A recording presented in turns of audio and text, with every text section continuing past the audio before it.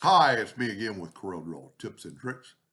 Pretty neat looking 3D illusion, and if you want to take a screenshot of that, that's our objective.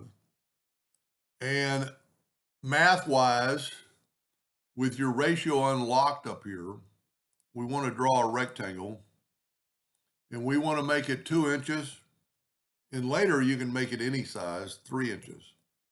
Then we want to go to 36 points. Okay. Then we want to take the corners off. So I'm going to type in 0.25 of a radius.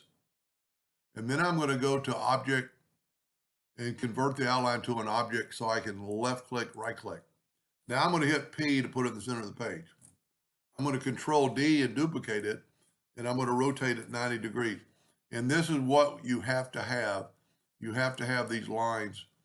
That's why I use 3x2, 36 and a quarter.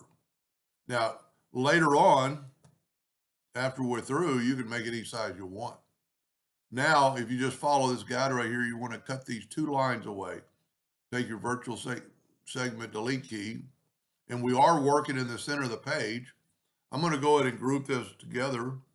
I'm going to take my Smart Fill tool. I'm going to use a different color this time. See if I can make it look better.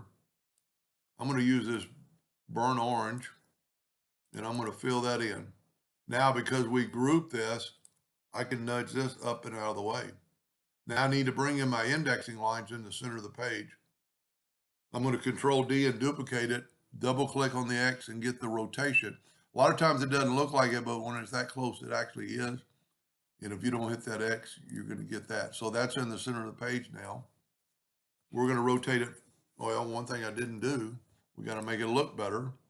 We're going to grab the interactive fill tool and I'm going to swipe up like this and then add darkness to this corner. And that's your personal preference on colors and thickness and shadow, darkness. Now I'm going to control D and duplicate, move the center rotation to here, and rotate it 90 degrees. Control D, Control D. It automatically kind of makes it look like it's put it in, it's like this rectangle's on the top, bottom, top, bottom. Let's take down our indexing lines. And it always makes it stand out if we put a black box around it and then go up to object, order, backup page. And that looks pretty good. Anyway, I hope that helped you a little bit and gave you an idea or two, and thank you for watching.